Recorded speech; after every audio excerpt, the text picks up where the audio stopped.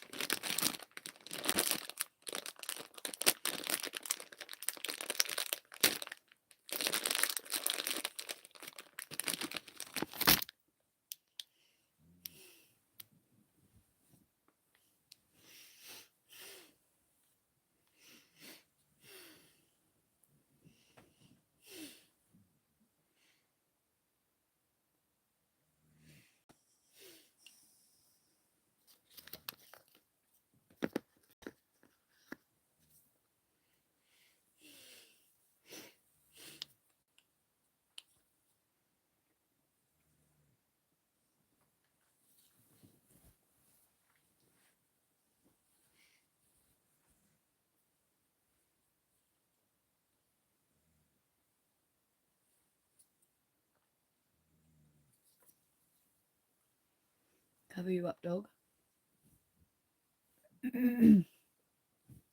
You go.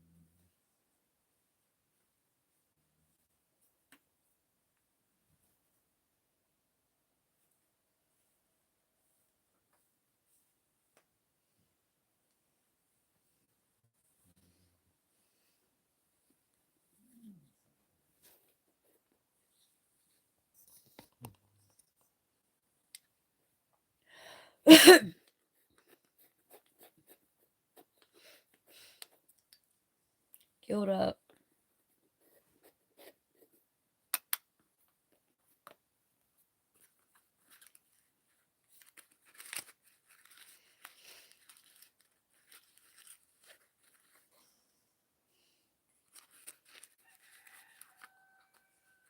Hello again. How are you? How's your day been?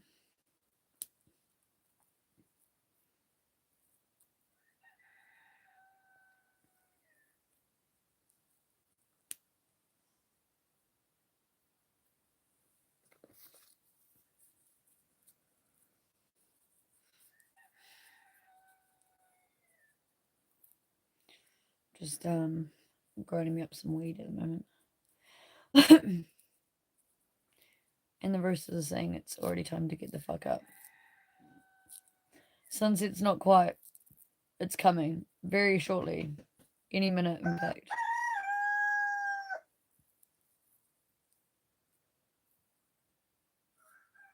It is still dark outside. Dark as out there.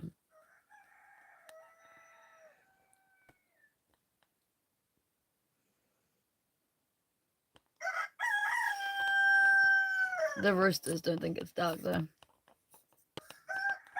The sun's not even remotely over the hill. Like you cannot see any remote sunset yet. But they're trying to say otherwise. And just why? Why do they do it? Any ideas? Any ideas why they start fucking crowing at 3:30 in the morning?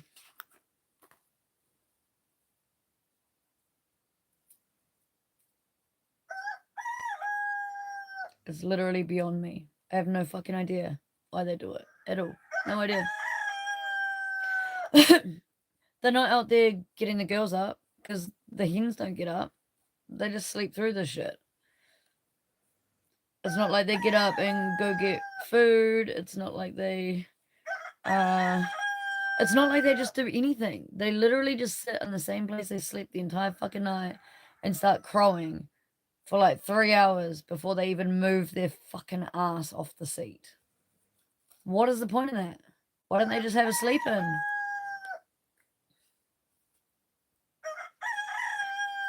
Oh, mate. One rooster is enough.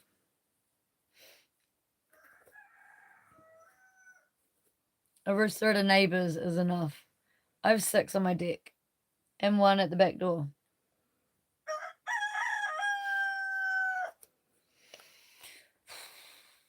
Why? I ask myself every morning, why is this my life? I'd like a sleep in. Like, I don't know why they don't want to sleep in.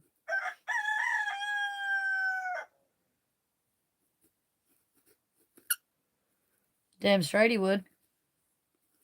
Damn straight he would. I have no doubt about that. Like, I could understand up and by crowing, it called their girlfriend over. Or if they're crowing because they've found an early morning worm or something and they're telling everybody else about it. Or if there's a predator. I'd get that too.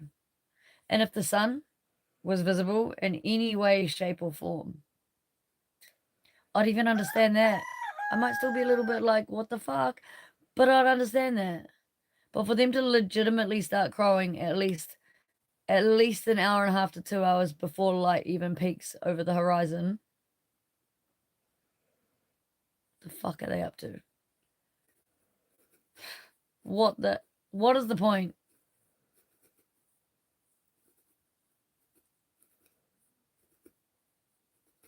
It'll be like celebrating a win to a marathon when you're still like fucking a third of the way out from the finish line. Screaming, yeah, finish! As if everyone can already hear you at the finish line. The fuck? Or even worse, before you even get to the start line, you're like raving about how you finished the fucking race. You know, like, because these guys aren't even at the start line yet. The sun has not even come up yet. I just don't get it. I don't get it. Not even the goats are up. They won't have a fucking bar of that. I don't know if they sleep through it or if they just sit there begrudgingly awake like me. Or if they just tune it out and just sleep. But I know those lazy motherfuckers don't get up until like, on a really nice day, the goats will get up at probably like 7:30. On a shit as fuck day, they won't get up at all. They'll just stay in bed if it's raining all day. Unless it's been raining for a few days and they haven't had like any extra treats like hay or fucking celery and stuff, then they'll get up and like go up for a hard and fast eat, you know. Second that they think it's somewhat fine. Yeah, I always laugh about their tiny pea-sized brain. They do dumb stuff like jump on the fireplace when it's on. Literally, the hot plate is on, and they'll jump on top of it with their pea-sized brain. But then it's not that pea-sized because the only reason they're jumping on top of the hot plate is because they know that there's food there. They know that there's scraps or maybe even a whole fucking meal because we might have a whole meal on them, like have just run off to go get a spatula or an onion or something and come back, and the chicken never gets anything because it jumps on the hot plate and then it's like, oh, oh, oh, and it still thinks about it and then it's like, oh, no, and has to jump off because it just can't even stand there long enough with 2 feet on the ground to pick some food. But yes, no, that they're fucking stupid, but at the same time, they're kind of smart. Yeah, I don't know. I can't really figure out chickens. And then we've got this blind chicken, and she Oh, yeah. Yeah, okay. Oh, next time it happens in a live, I'll highlight it, or if I see them doing it, because usually I'm like, when I'm cooking, I usually do live feeds, but I'll have a geese and I'll I'll make a short of it for you. Um, yeah, the animals be fucking stupid. The animals honestly stupid around here. They do some crazy ass shit.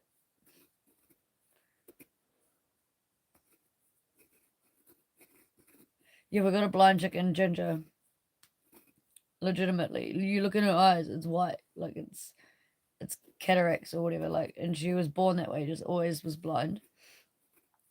Tell me how that motherfucker can make her way around the farm perfectly fine, and the second that the animals are finished eating inside, that blind chicken knows and is in there at the bowls and knows exactly where the bowls are and can find the scraps that are left over. But that bitch be blind. And she's usually the most persistent one too, to come inside and try her luck on anything. Fortunately, we don't really leave much lying around, because if we did, mice and rats and shit would come in. The cat would jump on the bench. It would be World War if we left anything lying around. But yeah, sometimes it might be like an odd cat biscuit or a crumb from a piece of toast or something, you know? And yet that fucking blind bitch will find it.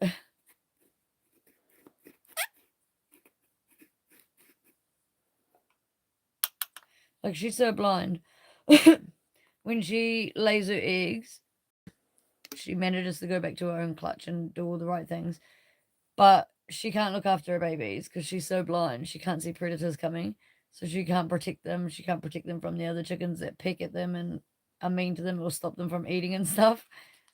It's kind of funny, but it's kind of not funny at the same time. Yeah. So that's how blind she is. She can't even look after her own babies, but yet she can come in the house and find a grain of fucking rice on the floor. How does that make sense? It certainly does not make sense to me.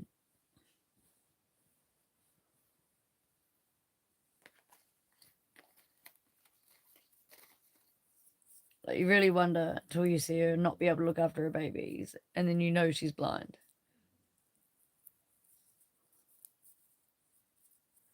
Yeah, some sort of fucking chicken magic.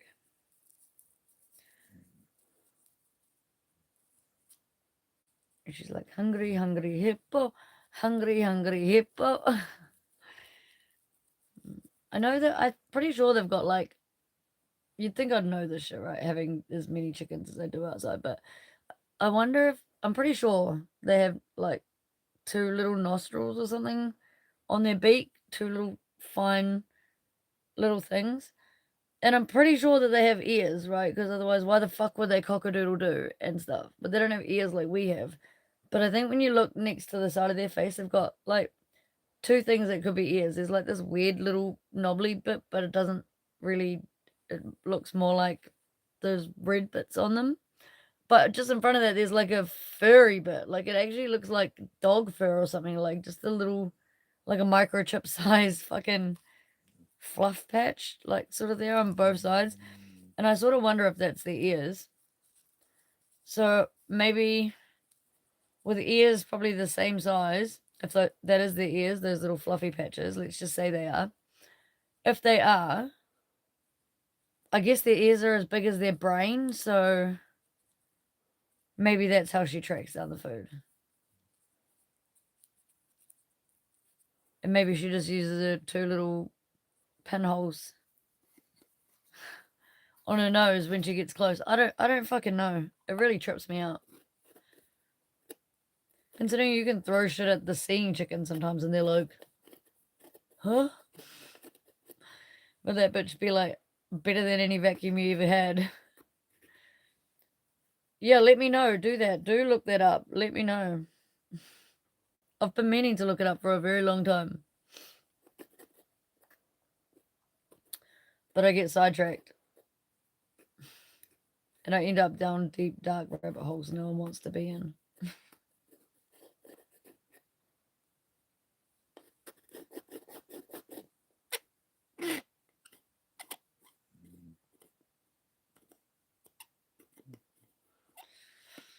Uh, Now, if you're asking out of the interest sake of how long I should have Googled about chickens, I'm going to say a week. But if you want an honest answer as to how long, like almost 4 years. Yeah, 4 years. 4 years. I moved up here mid 2022. And it's 26 now, so 4 years. Wow. I didn't realize it had been that long. 4 years. That's a terribly long time to have animals and not know 5 to fuck all about them. But to be fair, chickens are kind of like prehistoric motherfuckers that can just like almost virtually survive on their own. They really are like mini raptors.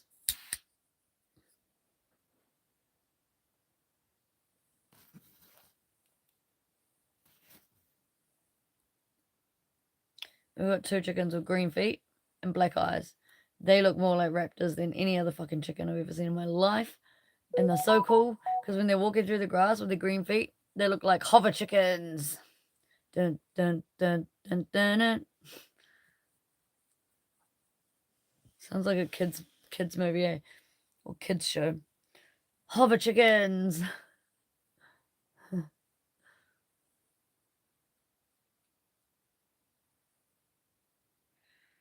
Yeah, but they legit look like they're floating. And they're so cool. They definitely look more like a fucking raptor with the green feet and black eyes. But I think the chickens that have those, well, just normal chicken eyes, the red ring around, I think, like an orange pupil. Ugh! They give me the creeps, man. And they get all like, with the big red ring of death staring at you. Yeah, no, that's a bit creepy. What the fuck else has red eyes?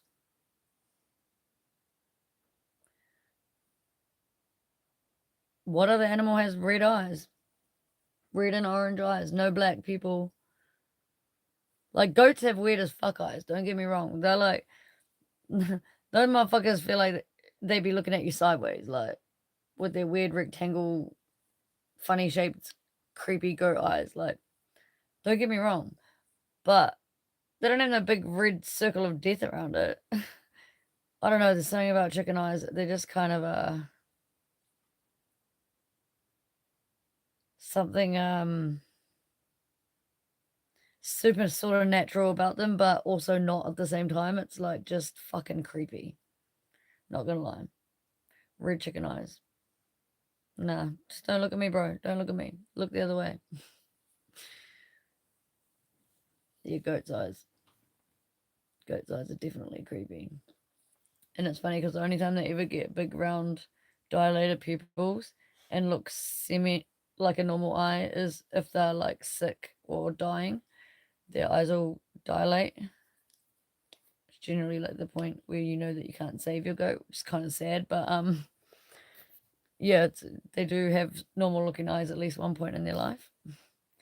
And at nighttime, if I go down there at nighttime with my big bright torches, their pupils go absolutely huge. Like you can't even see their eye at all. Pretty much, it's just all pupil. It's sort of really creepy. What? Are you serious? So, question then. What is the earlobe? Is the earlobe that fluffy little weird square thing? Or is it like, God, I can't even remember what the chicken looks like now. Or is it like the thing that's further back from that? And what do you mean it depicts what color eggs they lay? So if they've got like a white fluffy patch, they'll lay white eggs. And if they've got like a tan color one, they lay tan eggs. I don't really know what other color eggs you get.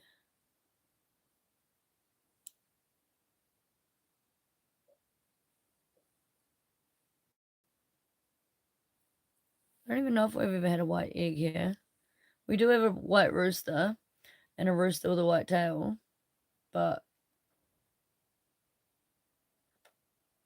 I don't know if we've ever had white eggs. If we have, it won't be many.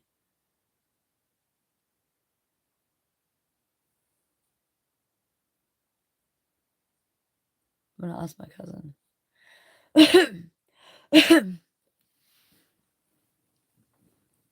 If she's found any white eggs around here.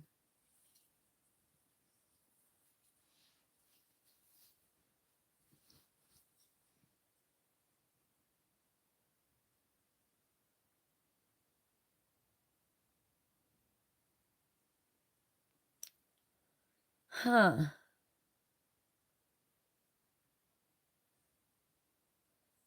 Is that the rubbery weird bit?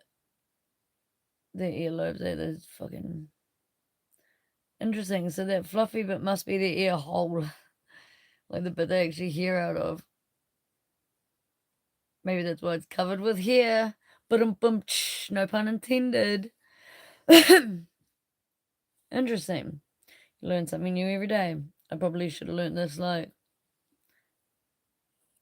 1253 days ago. But anyway,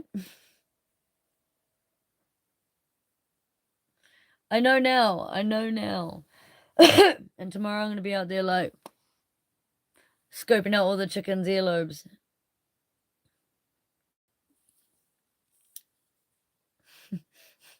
I'll be annoying the fuck out of them tomorrow. Like, let me just, and you know, when you try and look at them dead on, they're like, they don't want you to do it, so they try and look dead on with you. It's kind of a challenge to get the chicken to turn its head, even when you're holding the motherfuckers, because they can turn their head like 300. That's what I mean. They're creepy, man. Like, they can literally, like, turn right the fuck around with their head while you're holding their body still.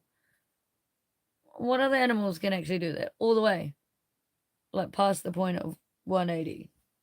I mean, cats and dogs, they can turn their bodies around and lick their bums, but I don't think that they could turn their whole head around like that when their body's still. Yep, 100%. Way better than store-bought eggs. One, they're not chemically washed or anything, so you just rinse them off yourself, you know, under some clean water. They're not sterilized on the outside or whatever, because naturally they're covered in shit and feathers and straw and stuff when you bring them in. So you don't want to just crack that straight in your pan. You want to give it a wash on the outside, or at the very least a bit of a dust off.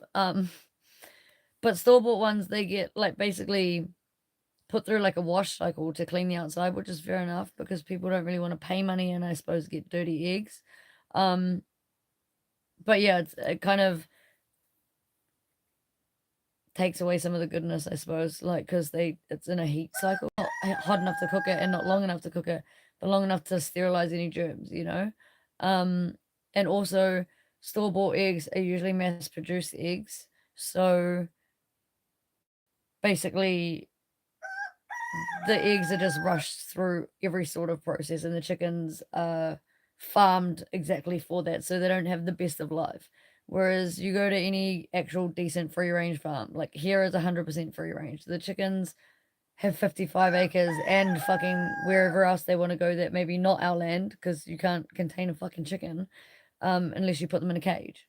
And we have a cage and hen houses and shelters and stuff for them all over the show, but um yeah, they roost anywhere and everywhere and travel all around the whole farm eating worms, bugs, grass, all sorts of stuff. And then we feed them barley and things as well. So we know that they have really good like vitamins and whatever they need to actually produce good eggs. Um and obviously a good relaxed environment where they can just, other than the roosters screaming at them for 3 hours in the morning, telling them to get the fuck up when they just actually are probably making eggs. I don't know. Um, you know, they're way better. The yolks are almost, compared to a store bought one, you almost say it's closer to orange than what it is like the pale yellow that you get for a yolk, and definitely more flavor. Um, not exactly, not exactly. I hate money for a start. Like I absolutely hate money. So as far as myself, like I try to live without it, but I do use money to feed the animals, you know, like to get hay and all that sort of stuff if I can't make it on the farm and stuff like that. But I do a lot of trade for things. So like if I make enough hay every few days and I can start stockpiling it if it doesn't rain on it or it doesn't get run over with the quad or whatever in the process if I shoot up for the day and just get ruined. If I stockpile it, I swap that with the neighbors for feed growers and like which I share with the animals and things like that. And obviously we eat them as well. Or down the road there's like a sawmill and like I go to work down there, help them out, get free firewood. if I can't be bothered going into the forest, because we have 55 acres here, and at least 35 to 40 of that is straight dense as fuck bush. So we could get firewood, but he's got a sawmill and it's already cut up, and sometimes it's just easier, so we'll swap eggs and stuff for things like that, or produce out of the garden we swap for other things, and we hunt for pigs and possums, turkeys, feeds animals and the family and stuff, and again we swap things. But yeah, I'm trying to sort of raise the money at the moment so that I can get some more fencing done down the bottom, because there's a massive waterway. So we can't let all the animals have like free roam of the whole property, not the bigger animals, because like they might break a leg or end up stuck in mud, and we might not know. We might just think they're grazing somewhere, and we might lose animals like that in the waterway. So we did have a hot tape down there for a while. Oh, but honestly, that is so much work to walk down there. It's like a 40-minute walk down really long grass, down this massive hill. You get down the bottom and then it's sludgy as up to like your knees, so over your gumboots and mud. And then you have to go down there so often and check the lines, make sure everything's working and the grass hasn't grown over it. It's hard work. It's hard work. So I just want to try and raise some money to put some solid fencing in, like fencing and wire, posts and wire, just down along the waterway. So that's that's the venture. That's why most of my shorts on here aimed mainly at the animals and like the farm and things that I'm doing around the place and whatever, or weird freaky things I come across, like the weird lights in the sky and stuff. But for the most part, it's just like kid friendly animal things, because I'm gonna hope that maybe eventually this channel might sort of contribute to just helping out with like the fencing, because 55 acres is a lot of money in fencing, a lot of money in fencing. And pretty much all the money that I have goes to feeding and making sure that the animals have everything. And if they need a vet, there's money for the vet, because believe it or not, even with farm animals, we have had to have four animals see the vet. Four of the goats see the vets at different times. And that's not cheap. It's like a good couple of grand bill if you add them all up. And the fencing, to get the fencing done just down the back section, is about 10 grand. So, yeah.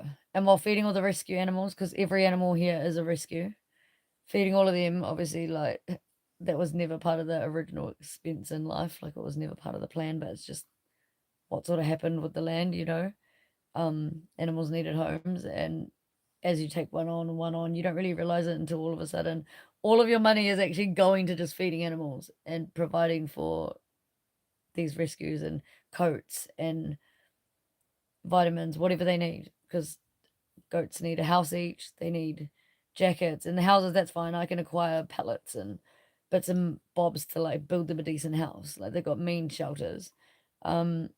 But yeah, coats and stuff each, they're all expensive. They're all different sizes, all the rescues that come in. So yeah, it all adds up really quick, really quick. So no, I don't actually make money as such off the land, but eventually I do sort of plan to start breeding some of the goats. Like I started with two because I intended to breed them and then just give the kids away each year and breed them every year. So I have permanent milk supply so that I don't have to go to town. It's an hour one way to town. And it would save me, having to go to town just for milk and cheese and yogurt, because then we can make our own, having our own source of milk.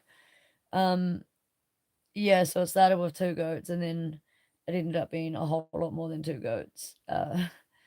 So yeah, some of them are like, I do rehome if I find like the perfect home for a specific goat, or somebody's looking for a certain characteristic in a goat or whatever, and I've got that. I definitely rehome it if I feel it's a safe enough place for them to go to. There's no point rescuing an animal to have to go and rescue it again. That's for fucking sure. But yeah, when you start with two as your plan, and then all of a sudden you've got like 25 mouths to feed, you're just like, shit, holy wow. You don't realize taking on one at a time how little it adds up until it's like all the way up there.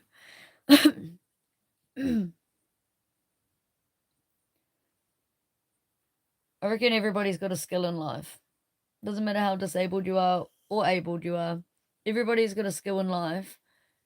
Even if you can't read or write, there's something that you can do, whether it's wash someone's driveway, water someone's plants, clean someone's windows, mow someone's lawn, whatever it is. Like, everybody's got a skill that we could offer to somebody.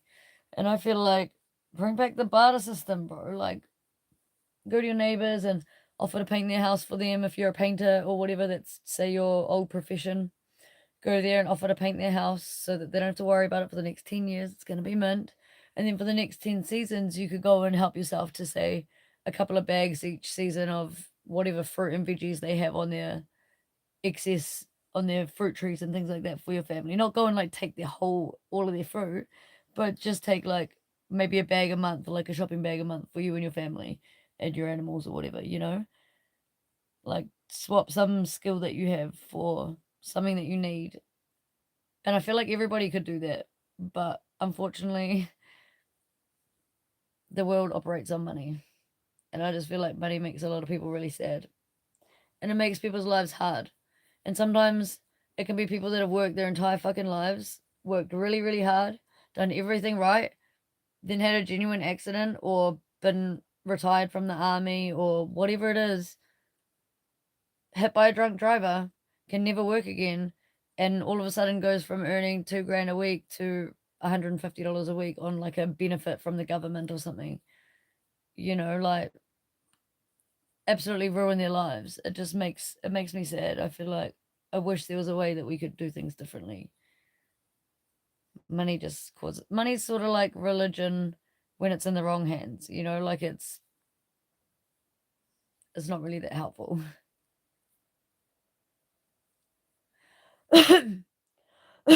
Yeah, we all sort of like are an hour out from town, miles away from anywhere, so we are sort of like, although the neighbors, it's not like neighbors just over the fence here. It's like 55 acres this way to the nearest neighbor, so it's about a 10K drive up the straight, like up the main road. And then neighbors that way, we don't really talk to the neighbors that way, but there are neighbors that way about 6Ks. We just don't go to town that way. It's kind of out of the way. We know the neighbors down there, but we just, we just don't really. They go to town that way because they're closer to Dargaville, and we go to town this way because we're like closer to Whangarei on the side. It's just the way that it is. So occasionally we cross paths and we wave out, but for the most part, yeah, it's like 10Ks up the road this way, and then maybe like another 6K. So maybe 16Ks further is the other dude who we sort of like do swaps and things with. Or like if he runs out of coffee or something, he'll just like rock up and knock on and ask for some coffee. And yeah, it's like the olden days, you know, when you'd knock on your neighbor's door when you ran out of a cup of sugar. Only thing is here, you can't just walk to the fence and yell out, "Yulu, could I please have a cup of sugar?" No, you gotta walk out to your car, which is probably the same distance as what the old fence lines used to be, and then reverse out a driveway, which is like probably the length of some people's houses, and then drive 10Ks up the road to go and borrow that cup of sugar. But yeah, we do it when we're desperate.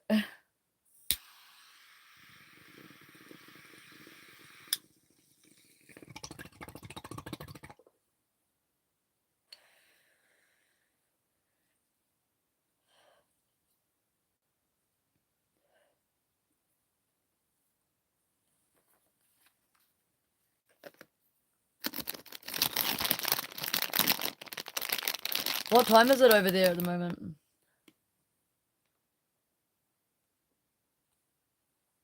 Must be about 4:30 here. 4:34 actually, to be exact.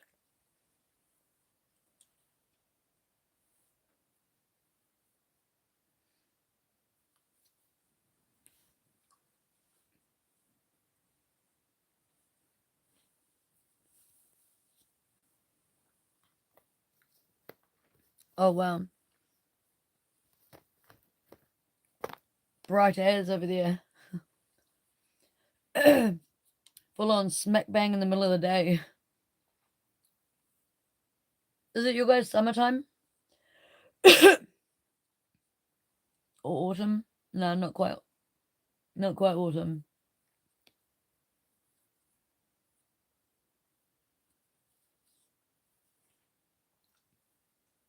It's our winter here, almost spring. Yeah, same. Yeah, we're polar opposite.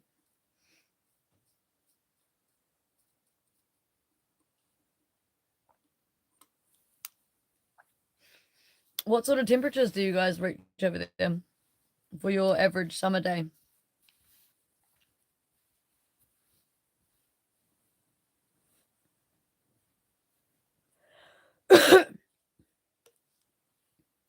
We hit crazy temperatures up here. Crazy temperatures. But I know some of the places in the States do too, so you could be just on par with us. In my cabin, I've got like a temperature and a rain radar gauge thing. So it can predict when the rain's coming. It can tell you how much rainfall you've had because it stores memory for like the last month and temperatures and shit like that. And on average, the last like 3 summers up here, our average summer days are like 37 degrees by 8:30 in the morning. I've hit like 141-degree day up there, but usually, yeah, peaks about 39 degrees on average, 37 to 39. By about lunchtime, 39 degrees. But you to be 37 degrees by 8:30 in the morning inside your cabin, you're like 7 o'clock, it's already 30 degrees. You're like dying in there. Feel like you're in like a little miniature oven. Yeah, I guess you hit the same sort of degrees as what the rest of the country usually does. I think Nelson in the top of the South Island, they call it Sunny Nelson. Um, that hits really high degrees, and it's called Sunny Nelson for a reason because it is our sunniest place in the whole of the country. It has the least amount of rainfall in cold days. Some people in this country do have air conditioning. I do not have air conditioning here. No, no, because completely off grid. Air conditioning would just eat the solar in minutes. It would be gone. Same as running a vacuum cleaner. Um, Toasters, jugs, microwaves, hair dryers, any of those high drain things. If we wanted to run them, we have to start the generator. So an air conditioner would make zero sense at all to run because you'd have to have your generator running the entire time. So then you'd be paying for gas. It would get very expensive. Very expensive. In winter, very rarely I will turn the generator on to run a heater in my cabin for like 40 minutes just to take the chill off the air because it gets freezing cold. Like it drops down to like -1. Sometimes a little bit colder, but on average like -1. And so yeah, it's chilly. So I sometimes do that, and it costs me about between 30 and 50 bucks New Zealand to run the gas for just powering the heater alone. And then if there's any days during the week where it's been raining for a few days, and I don't have any solar, I may need to start the generator to recharge the solar batteries again back to full so that we can run off our solar again. And yeah, if we use it all on like heaters or stuff like that, on a day when we got no power, then we really would have no power because we'd have no gas for the Jenny and we wouldn't be able to charge phones or anything. We'd just have lights because we've got separately powered solar lights, like individually powered solar lights.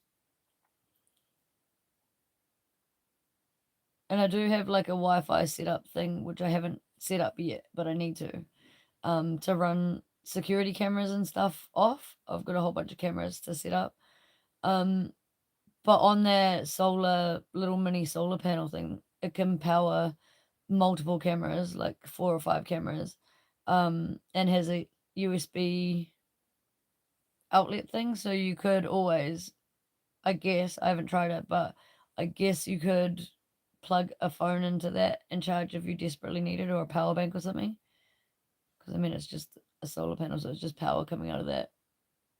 at 5 volts or something out of each fucking adapter. So yeah, I'm yet to try that, but that would be an absolute backup for, and it would be a tiny backup, you know, for you to be able to charge anything extra.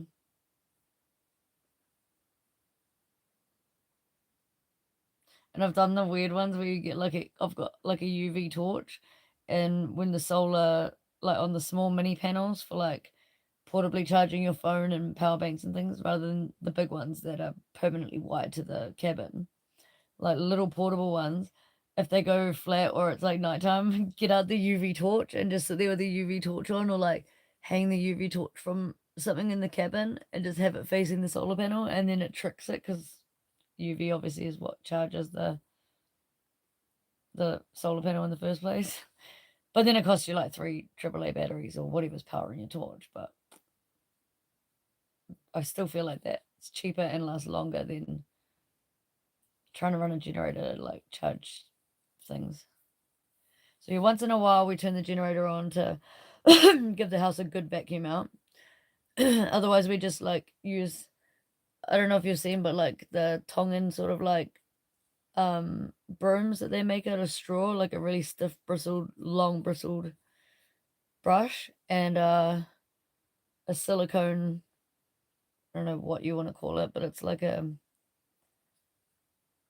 blade sort of, but not a blade. It's fully plastic and silicone, but it attracts hairs and stuff like that to it, and you can get it in the corners to like drag things out, you know.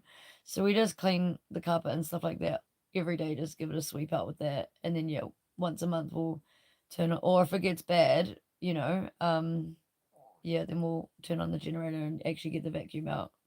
So yeah, and then everyone does everything that they need to do all at the same time on the generator. You know, if there's any battery tools that need to be charged up, or I don't know, any headlamps or anything, like everyone will just like come out, get the extension cable and the power thing, and put in 6 different things. One person's got the main socket for the vacuum or whatever they wanted it for, and maybe a big fucking table saw or something. I don't know, but yeah, like the big equipment, we have to power off the generator. Too soft. Yeah. Yeah, it's not easy, but I don't know. I still I appreciate the luxuries of modern living, I suppose, when I go visit people in town and stuff.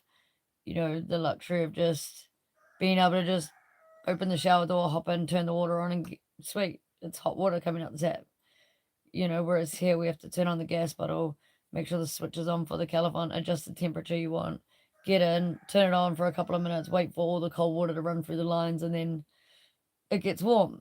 And you got to hope that it doesn't blow out or get a big gusty breeze, because then you're back to freezing cold water. And you don't know until the freezing cold water hits you. It sucks. But yeah, so I definitely appreciate certain things when I go to like people's houses. But I don't think I could live in the city around, I'm just gonna call it what I think it is, all of the ugly shit that happens, and all the blind eyes that are turned, and all the struggles that you see that nobody ever wants to help out with. Like I just I feel like that shit makes me feel sad, and I just can't be around to absorb that kind of shit. And I don't have enough money or resources to be able to help every single person in the way that they need when I see them. And then I feel bad about it and I feel sad.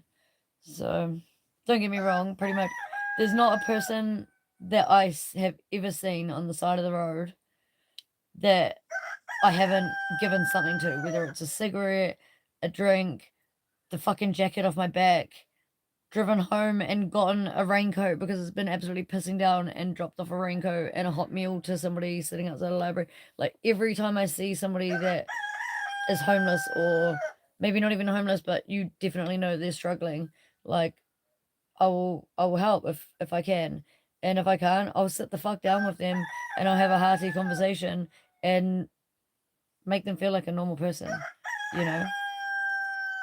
offer them a shower, offer them a fresh change of clothes. I don't have it on me, but you're welcome to come back to mine, fucking give you a shower in the spare room and, you know, send you on your way in the morning. Like, just try to treat people how I want to be treated. But unfortunately, sometimes I feel like if everybody came together in that moment, you see one person help a struggling person. Instead of just walking past and going, oh, yeah, sweet, they're going to give them $1, or oh, yeah, cool, as they're taken care of, and turning a blind eye, or just being completely ignorant and not even just looking at them and saying, hi, how are you? You know, because that's what most people do. They just walk past people that are struggling for whatever reason that they're struggling. It could be from addiction, it could be from stupid decisions, it could also be from losing their home to a fire and not having the money to rebuild, or an accident. It could be a whole lot of things that we don't fucking know. And we either judge or we ignore or we do the bare minimum, I feel, in 99.9% of cases. And because of that, like, I don't want to live with that. I don't want to see that every day and call me ignorant by saying I don't want to see that every day. It's not necessarily that I don't want to see people struggling every day. Of course, no one wants to see that if you're a fucking decent human. But what I don't want to see every day is people just walking past the struggle and not helping when you know all day they're about to walk into that bakery and probably spend 20, $30 on their family when they could just buy a 50-cent little tiny mini savory that's warm and give it to the dude on the way out the door. You know, if you don't want to give money because you're scared that it's because of whatever, because you want to judge, then whatever. Like, there are really cheap or even free options to help people. You know what I mean? And yeah, while people just turn a blind eye, walk past, and people are hurting in ways that is outside a realm that I can do anything about on a large scale at this point in my life. I just choose to live out here and hopefully better my own life, build a place here where obviously as I've started taking on rescues, which are struggling souls on this planet that didn't have anywhere else to go or were being mistreated, you know, like, start with that, and then eventually once we've got fences and a few other things underway, we've got spare cabins here. We just haven't got them set up, like the water tanks aren't connected and stuff. We need a few things, water pumps and just minor things, but the minor things cost a lot of money. So we'd like to get a few things like that sorted so that we can actually open the place up for, say, every third weekend of the month for somebody that's struggling around the country that could be recommended to me or my cousin, you know, through one of our Facebook channels or something, and or apply yourself because you're struggling or just need a break, or maybe it's a mum who's just had a baby and just needs a break from the rest of the family, or anything, you know. Grandparents that are raising someone else's kids that just want a weekend away, or maybe a struggling teen that just doesn't really know what the fuck to do with their life, you know.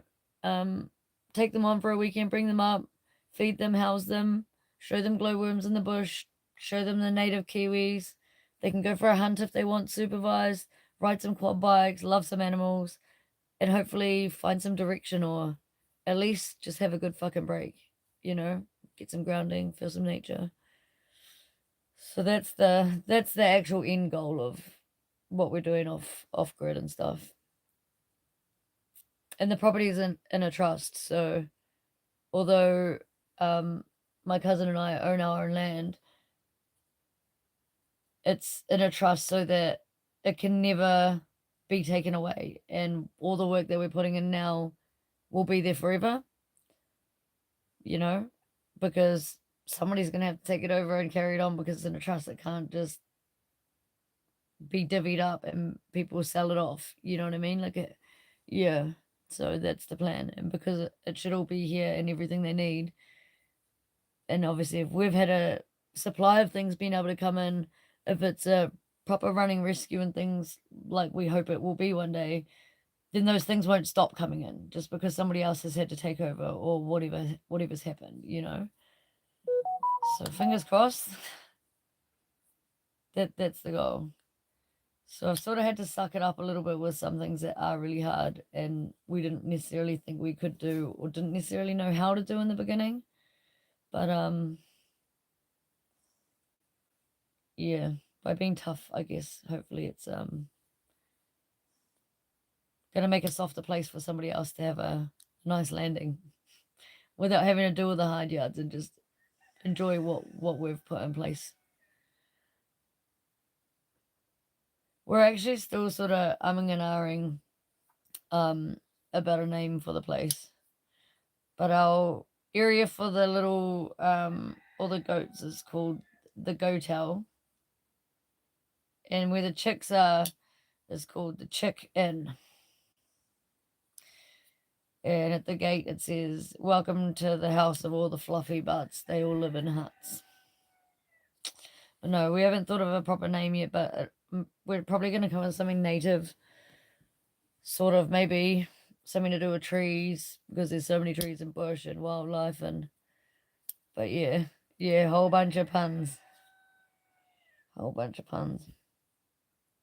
It just gives the kids a bit of a giggle, really, is why we came up with such stupid, ridiculous names and stuff for their houses and whatnot, or their little areas.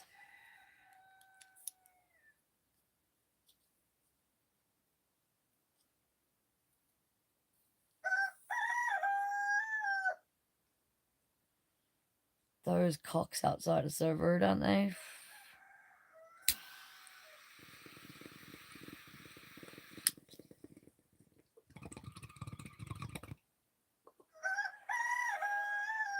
So they're getting worse.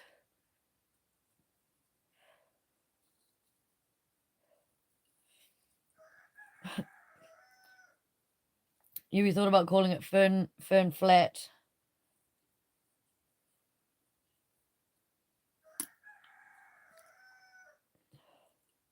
We thought about calling it Totara Heights. Totara Heights. Because we got all the native totara trees.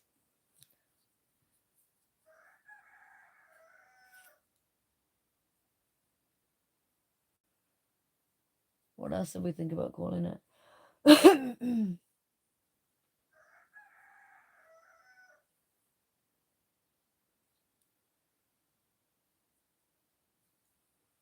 Oh, hilltop bottoms. Because we're at the hilltop. But we can see all the way to the bottoms of every hill. Because we're so high up. Yeah, Fern Flat. It's because the only place where there's like actual New Zealand ferns, like the silver ferns, are way down at the bottom in the flat. But we have loads of other native ferns and flexes and stuff like that. And there's a massive gully of ferns, but we can't call it Fern Gully because we all know the story of Fern Gully, don't we? So yeah, we thought about calling it Fern Flat. Joked a little bit about misty frequencies because it's fucking most of the days. Oh, reception and frequencies aren't very good up here, and it gets very misty in summer and winter. We get the morning fog in summer and the morning dew, and then winter we get dense as fuck fog all the way in the lower areas, and it makes us feel like we're the only place here because we're the highest up on this ridge, and the other place is like 150 k's across 3 valleys. That's the only mountain range higher than us, and all between here and there ends up white out. So it literally makes you feel like you're floating islands in the middle of nowhere. It's really cool. It's like above the clouds for half the morning sometimes.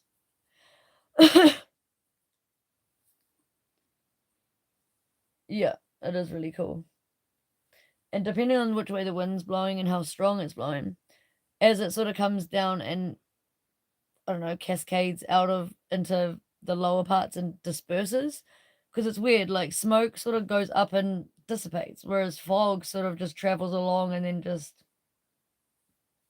spreads out and disappears. It doesn't actually like hover up. It's not like steam or anything, which is weird because like you would have thought it sort of would be. It's like thick moisture, right? So when it heats up, you'd think it would start steaming off, but it sort of doesn't. And with a little bit of wind in the right direction, it'll start circulating it and pulling the top part of it and dragging it up and making it look like a waterfall coming from the top of the mountain at the highest point, dwindling down into the massive lake that is the big whiteout, but it makes it look like there's a lake up the top that you can't see on the top of the land, coming down the front of the mountain into the big thing, and then it sort of like trickles off and slowly disappears. It's fucking cool to watch.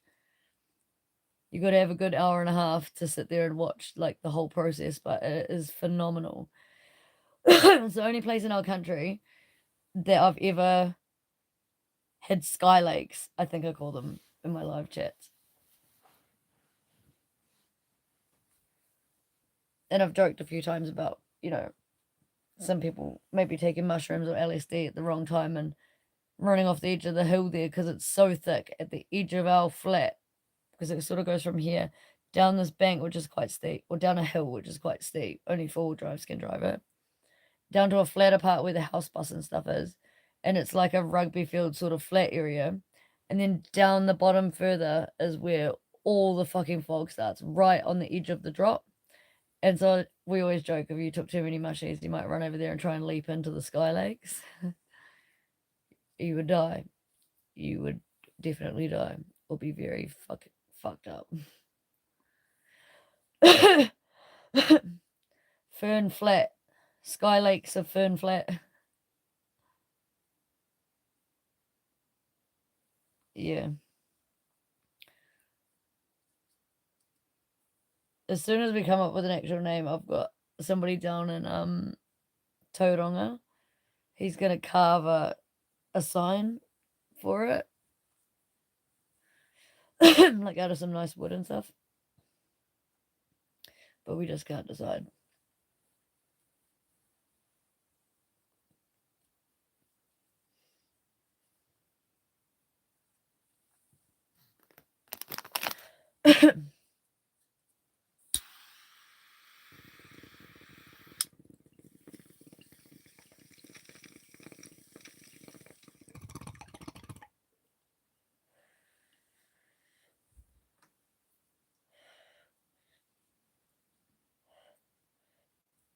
Yeah, it'd be cool to have like a helicopter and to be able to just drop into the mist.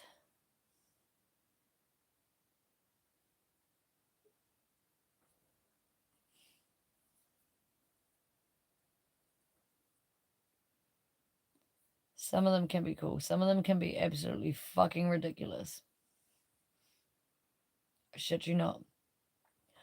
I don't know how many Māori names you've heard of or how many Māori names you know, but I'll tell you a few that are fucking shit as fuck. Going north from here, there's like 2.5 hours drive between here and the absolute top, Cape Reinga, like the top.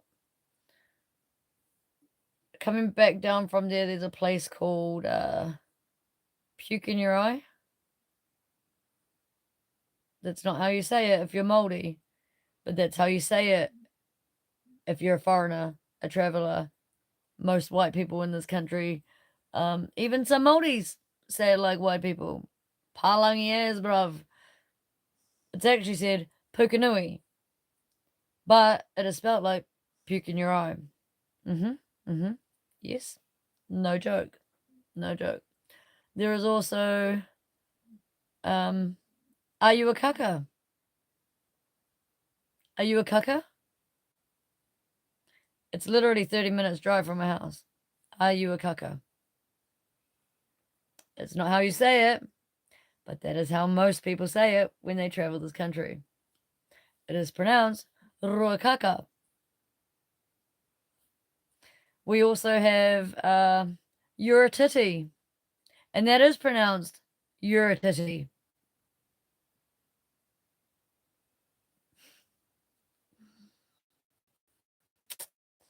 Yes, we have a lot of fucked up, stupid, ridiculous names for towns in this country. I'm not gonna lie. What else do we have?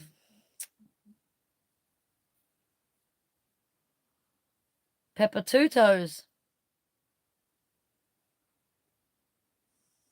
That's how everybody says it in this country. If you live here and you know where Papa Toy Toy is, and that's how you would normally say it, or you're supposed to say it. But Pepper Two Toes?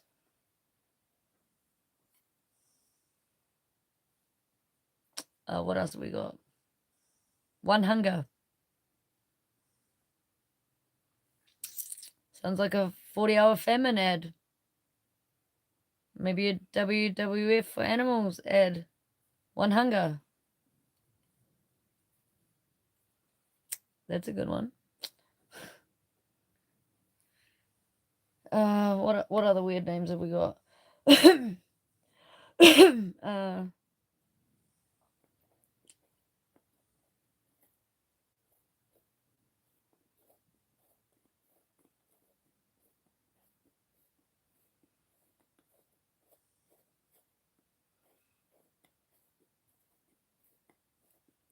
um,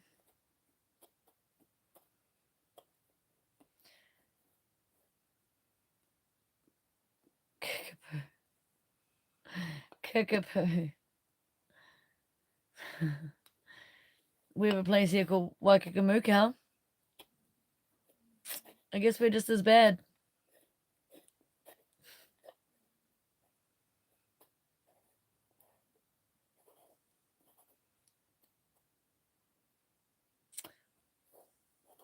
It's out near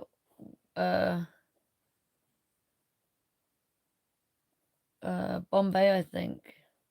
Waikikamuka. Yep. Yeah, we definitely have some fucking dumb places. Dumb places.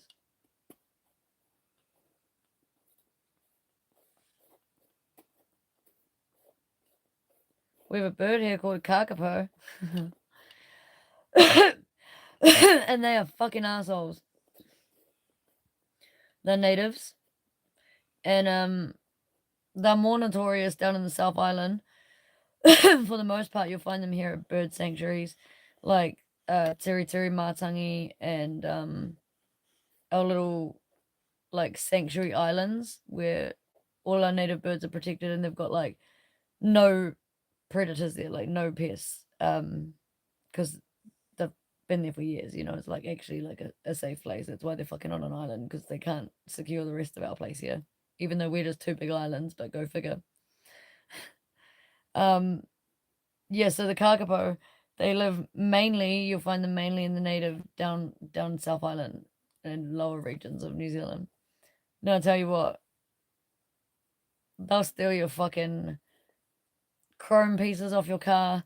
They will smash your mirror. They'll take your wiper blades off.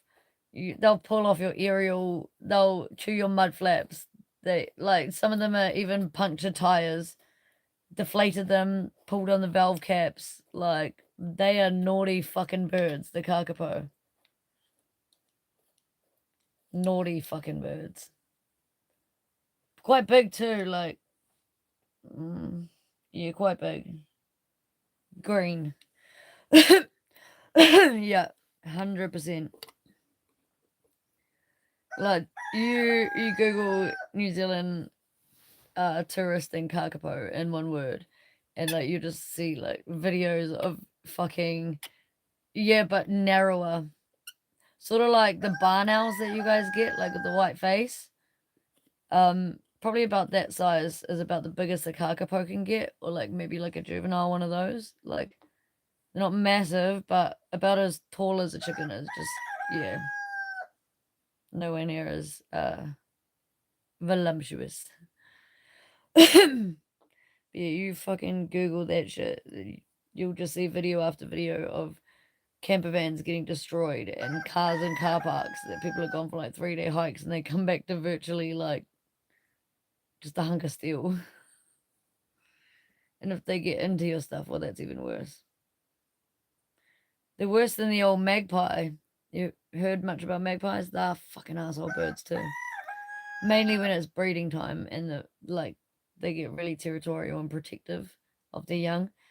But magpies are crazy. Not nearly as bad in here as Australia has magpies. We don't have to ride around with fucking 50 antennas or cable ties out our helmets to protect us from magpies, but you walk past a territorial magpie and you know all about it.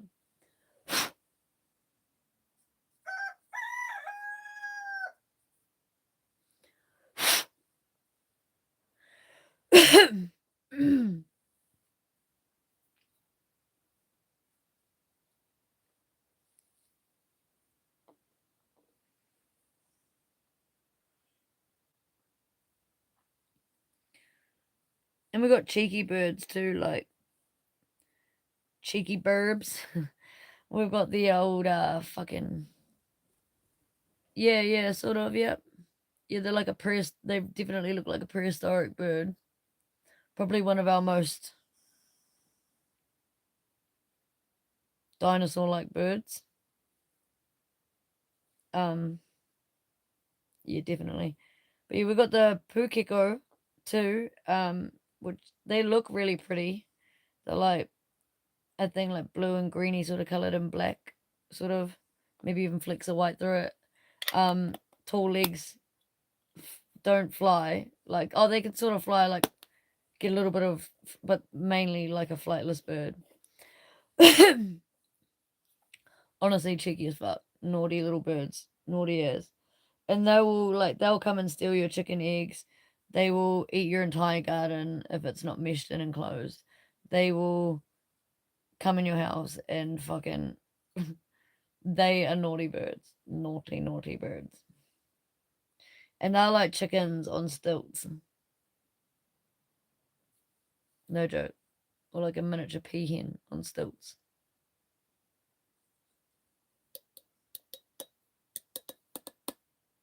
We get peahens and peacocks too in the wild. You hear them here at nighttime doing their, I don't know what it is, singing each other fucking nursery rhymes, for fuck's sakes. I thought it was wildcats.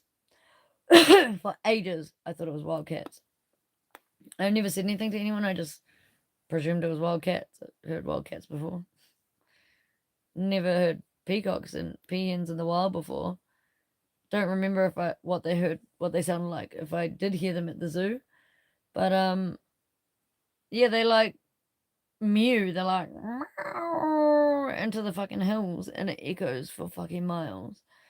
And yeah, for ages I thought it was wildcats. And one day I was standing talking to my cousin, and I was like, "Fuck, those wildcats around here are so loud. Like, there's so many of them." And she's like, "What wildcats?" And I'm like, "Can you not fucking hear that? Like, don't tell me that's in my head, cuz like it's fucking the wildcat if I ever did hear." And she's like, "Oh," she's like, "Yeah, they do sort of sound like a wildcat in the distance, the way that it echoes in the hills, but no, that's peacocks." And I was like, "Bullshit, fucking lies, no way, it's no way." She's like, "Scouts on it."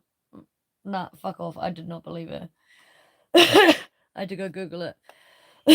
They do. They sound like fucking cats.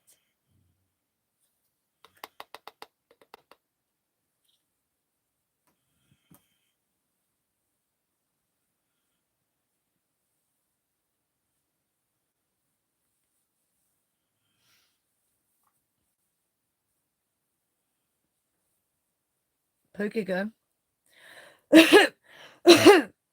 I'll tell you a funny story. I got many of them. I'll be here all day. No. Okay, I'll tell you a little story about Pokegos, alright? Feel free to pass the story on, claim it like it's your own. You'll love it. So does every fucking person I've ever told it to. So, how do you cook a Pokego? Of us, many local Māoris, of us, many people, you guys know how to cook a Pokego? Anytime people talk about it, a Pokego, full stop. Like, you guys ever tried to eat one? 99.9% of the time, people will tell you no, they haven't tried to eat it. Some of the old Māoris, 50, 60-year-old Māoris, they'll be like, "Oh, yeah, tried it. It's not that great, but you know, like, you eat it if you're hungry." I personally haven't tried it. I don't tell anybody that. I just ask them if they've tried it. And when they tell me no, because like I said, 99.9% of the time, people go and tell you they've never tried a Pokego. So you go in with, well, I'll tell you. Tell you how to cook a Pokego, eh? So you get a big pot. Got to be quite big because pukiko is quite big. Don't even bother cutting the legs off. Just don't even. I mean, if you really want to defeather it, fucking you can. But I mean, you're gonna boil that shit. That shit's just gonna fall off anyway. You're just left with the meat. So you get your big pot anyway. Fill it up 3/4 with water. Sprinkle of salt. Sprinkle of pepper in there. Whatever herbs you want to fucking throw in with your game meat. Get a big stone. Chuck that in the bottom. Throw your pukiko in, and leave it to slow boil. Not hard out boil. Just medium heat for probably 4 to 5 hours. When you think it's about done, go in, give it a bit of a stirry magoozy, take the pukiko out, throw that away, and eat the fucking stone, cunt.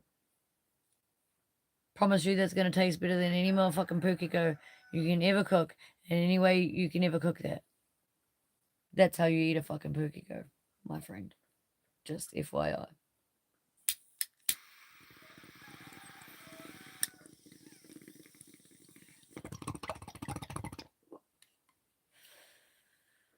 It's a true story, though. I made that up because somebody told me once that the tough as old boots, and I thought,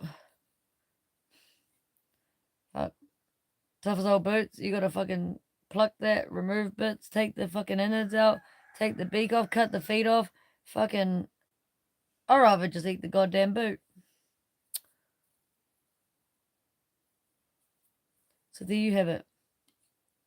If you ever need to know how to cook a pukiko for anybody, ever, you now know, straight from a part mouldy themselves, how to cook a fucking pukiko.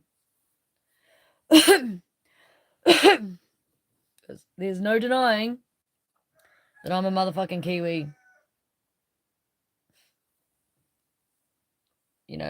Straight from the horse's mouth.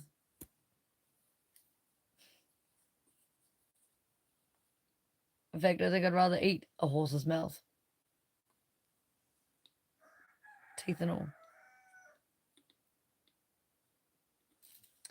If you ever make it to New Zealand, you're welcome to come and stay here at my whare, and we'll put you up in either the house bus for the night or a fucking cabin.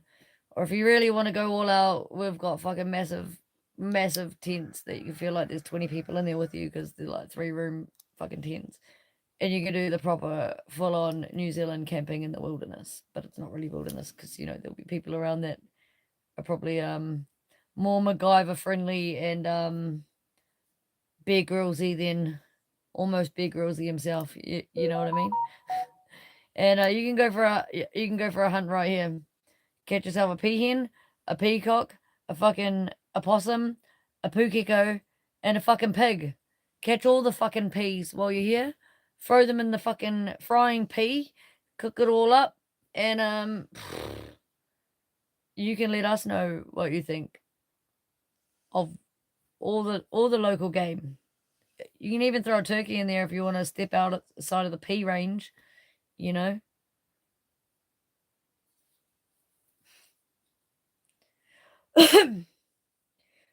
Depending on how you hunt, we got a gun, got a knife, there's bows, dogs hunt.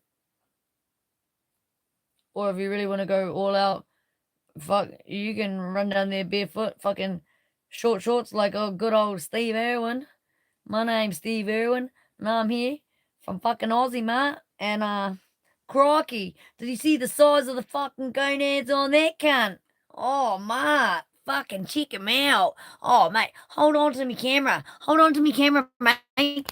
Hold on to this. Hold on to it, Steph. Fuck, I'm gonna jump off this boat. I know it's pitch black, but I'm about to jump off this fucking boat right here into this fucking kahuna-sized motherfucking alligator, mate. Bare fucking grills in it, mate. That's me, Steve Irwin, at my finest. Fucking short shorts, no fucking shoes, mate. Fucking no shirt. If it was, maybe a fucking wife beater singlet. And, oh, cheh. Crikey, mate, crikey.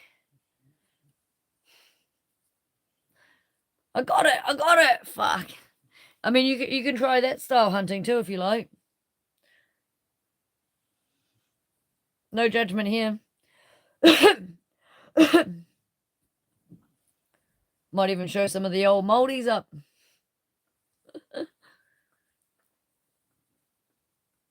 Go for a dive, catch a crayfish to be breath, throw a line in, catch an eel, smoke up one of those too if you've never tried an eel. Fuck, we got the whole array in the backyard.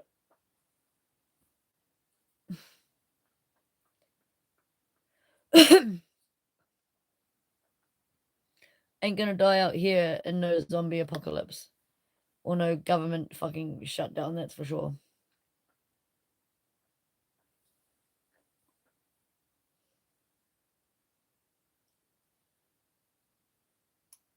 The only thing we don't eat around here are the kiwis and the glowworms.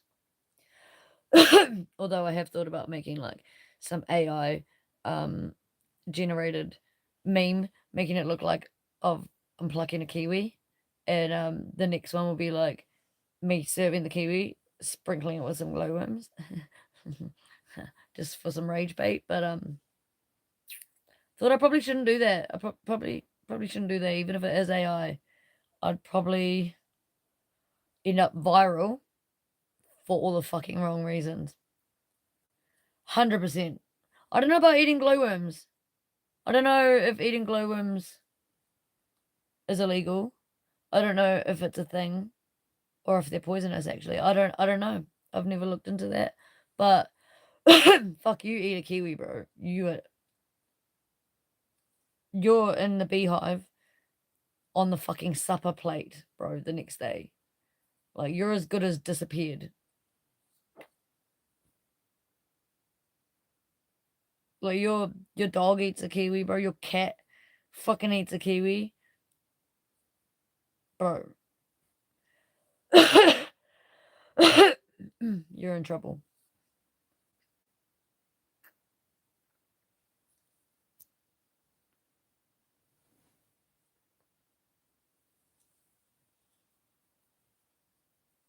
I reckon if you ate a kiwi, you'd be done worse than if you ate a kiwi. You know what I mean? Like you would have the biggest fines, you would have the biggest jail sentence. You would be strung up by so many strings in front of so many people for the rest of your life. You would never live down eating that kiwi. But yet, if you cannibalize somebody, you would go to jail for 15 years or something, maybe 10 to 15 years, and then be let out, and people would only know if they looked up your record, really. If you're going for a job or something, you'd have to disclose that. Or they'd find it in your criminal record, you went to jail for cannibalism. But I mean, people would forget about it. The odd person might tell a story about it or talk about it here and there, but for the most part, you wouldn't be looked at every single time, I don't think, that you walk down the street, as opposed to if you ate a fucking kiwi. Yeah. And we have kiwi just living in the bush. Legit, just chilling in the bush. My dad seen one run across his front yard. Some people in Whangarei see them fighting each other and shit, having like kiwi scraps. You can Google it. Last year there was like a few. It was funny as it was like, is this really the only news that we have going on in our country right now? People calling the media out for kiwi fights in the front lawn. Yeah, I don't know if they're poisonous to eat or if anyone's ever eaten them before. I don't even know if they're protected. Are they native?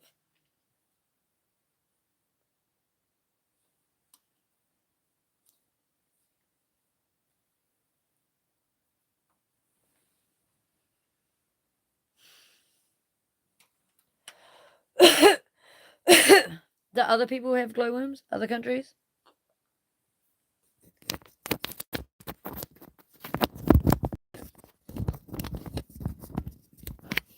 Do you guys have glowworms?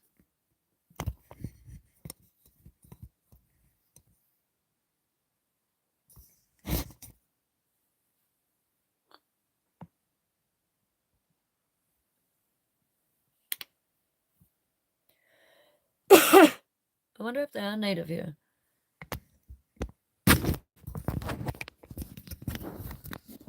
Sorry, just trying to untangle the fucking charge cable.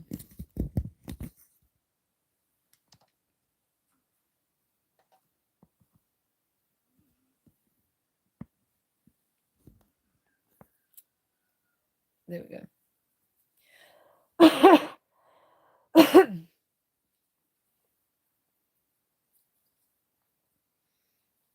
So only like my whole life, I thought you had to like, for example, they've got like the Waitomo whitewater rafting and caving system down towards Otarahanga, which is like our, I think it's out down by the east coast somewhere. Anyway, I thought you had to go places like that and pay, like, it's expensive, like admission fee to go into the caves. I'm gonna take a stab in the dark without looking and think probably like 60 odd bucks per person to go look at the stalactites or whatever it is in the fucking glowworms. And I thought that's what you had to do. I thought that they just were in caves. And I didn't think very many people owned caves of their own on their own land, very few and far between. And caving systems that would have them, from what I thought, would be government owned or, you know. How wrong was I? Because I moved up north after living like 20, 30 years in Auckland, basically. 30, a little bit longer, no, about 30 odd years overall in Auckland. Move up north 4 years ago and then just go for a random walk at night in the bush. Not expecting anything. Hoping to find kiwis. Not expecting to find kiwis because they're notoriously hard to actually spot. They're little tricksters and really stealth. But loud as fuck at the same time. They thump away in the bush. You hear them thumping. But I could never see one. Craziness. It's actually crazy. But anyway, I was in there hunting for kiwis to try and spot one on my land just to see how cool that would be. And so I'm sat down on like half of the bush track that we've built in there. And I'm just letting my eyes adjust with no phone on, no torch, no lights. There's no stars because we're under like dense bush cover, like 30 meters down below the roof canopies. And there's multiple layers. So it's fucking pitch black in there. And I'm just sitting there waiting to hear a kiwi so that hopefully my eyes have adjusted and I can maybe make something out because they're curious. So if you sit still, they'll sense you and they'll come over and have a gaze at you. But the second that you move, they can run so fast and they're just gone. Anyway, that was my game. Couldn't find a kiwi. Was down there for ages. But I'm like thinking that my eyes are playing tricks on me and I'm like looking around, like squinting, like, what the fuck are these things that I can see? And it's like, you see them in the distance, so you start walking closer. You don't turn on a light because if you do, then you have to do the whole eye fucking focusing thing all over again, and you lose them like for ages. So then you're like, nah, I was tripping, like I didn't see anything, you know. And then you sit down wherever you've stopped, turn the torch off for a bit, wait for some more kiwis because you're adamant you're tripping, and then all of a sudden you start seeing these weird green little speckles, and you're like, what the fuck? And so I made it right up from like the phone away to me, the glowworms, and like I was trying with every part of me to try and get close enough or on the right angle that I could actually see them, but they're translucent. They're translucent and they're so tiny, the actual worms themselves. It's just the glowing or the luminescence or whatever gel that's on them. I don't really know how they work, but it's just like the outside coating of them that glows. And they're actually like almost invisible to the naked eye. Like it's creepy. So I got my fancy ass Samsung S22 when it was brand new 4 years ago. And I held it up to it in nighttime, put on the night mode thingy-mabobby, tried to take a photo of it. Honestly, it just looked like tiny bits of dust on the screen. It didn't look like glowworms at all. Not at all.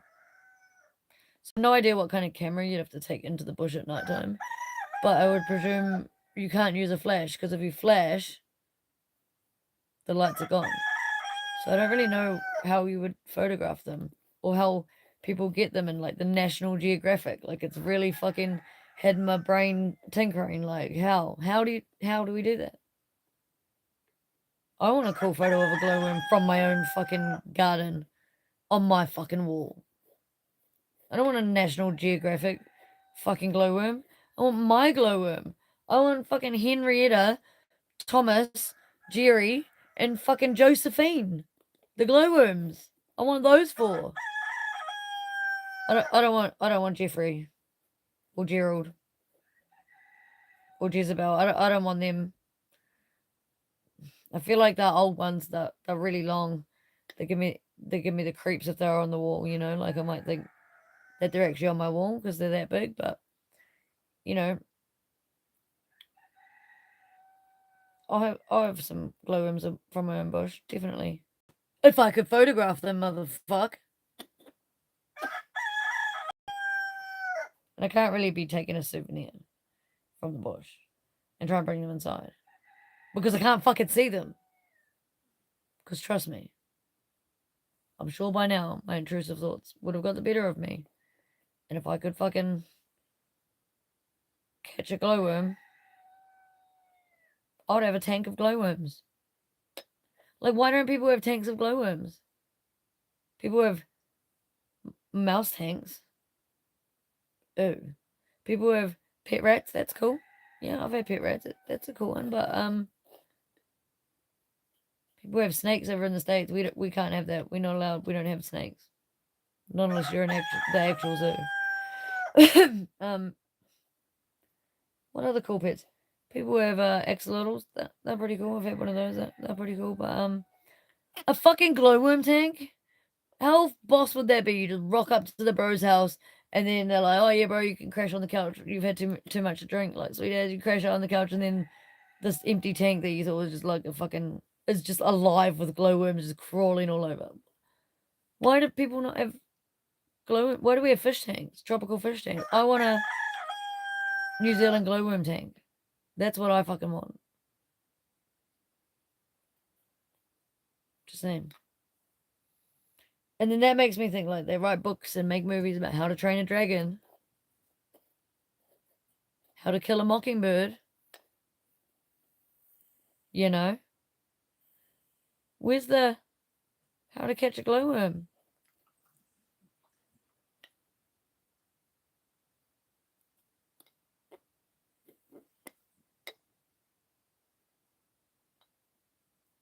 What do those translucent motherfuckers even eat? What do you feed them? You can't just take them down a sausage and be like, "Come on, bro. Come on, Jeffrey. Take the sausage. Get in my container, Jeffrey." Yeah, I might have to write that book. Might have to be like an audiobook as I'm just like losing my mind, sitting in the bush, talking to the glowworms, asking them what I need to do to get them in a cage.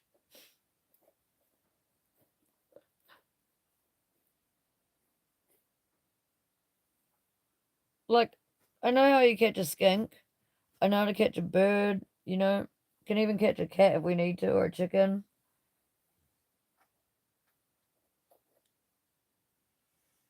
How the fuck do you catch a glowworm?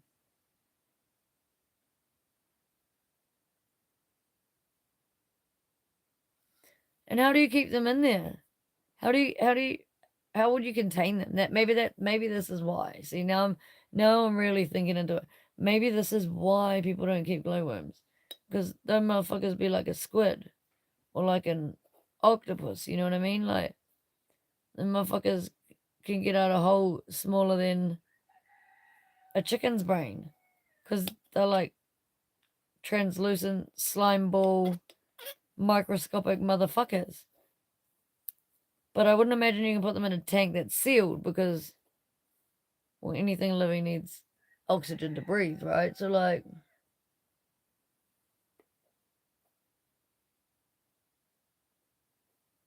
is there a drill piece smaller than a fucking glowworm? So you can put. Nah, but see, then I reckon they'd just like squish their way through, like stretch out their little translucent snot like Squidward and fucking extendomorph through the microscopic hole for the glowworm. I don't know. What do you reckon? Can we catch a glowworm?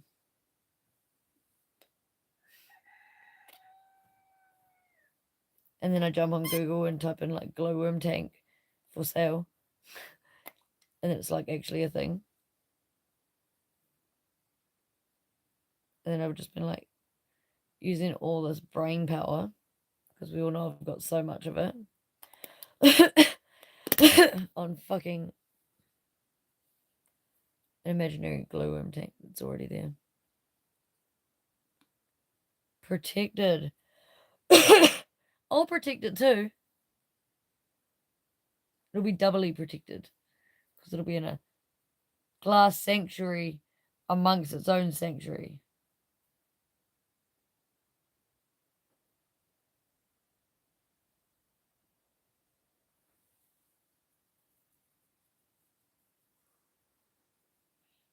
Well, that's no fair. But if they're on my property and I haven't actually removed them from my property, is it really tampering with them at all? No. Is it?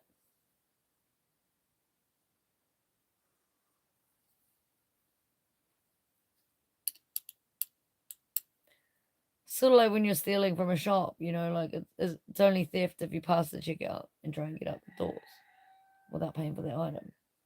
You can technically walk all around the shop, and if they hit you up about it, you could say, I just put that in my pocket because I don't want it to be left in here because I'm not paying for that because I'm not fucking buying that. It's for my dickhead, whatever. And I am going to pay for that at the counter. Had you have given me the chance to get to the counter, you would have seen that I was going to pay for that, you know? So, like, you could argue before you get to the counter if they do try to do you for robbing that you weren't actually going to rob the shop. But had you tried to walk out the shop with it, then clearly you were trying to fucking rob them, right? I wonder if it works the same with protected animals.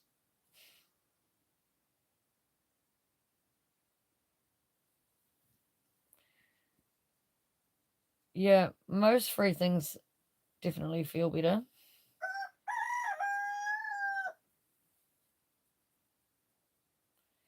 I'm gonna have to do some research. I wonder.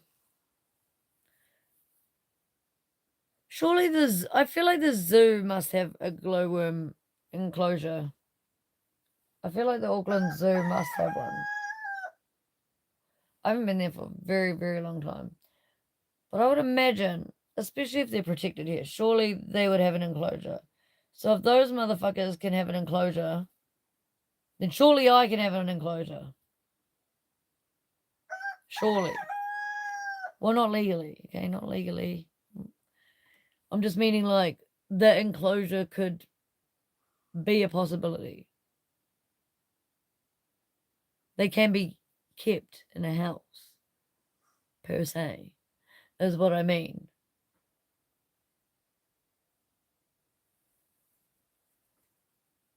Yeah, the only thing that's going to stop me would be the cage that lets them out. Because I don't have the right equipment and they just crawl their sodden ass back to the fucking boondock bush, right? Hmm. I'm gonna have to have a easy gander and find out if there is a glowworm enclosure. Is that what you'd call it? A glowworm display at the any of our zoos here. Because if they do's, then I shall too's.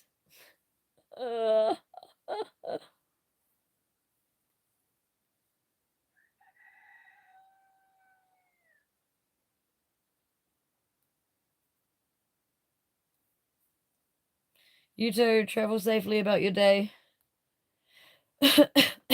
Hopefully it's not too hot today. Thanks for stopping by. I'm gonna go do some research about glowworms and tanks. Watch the space.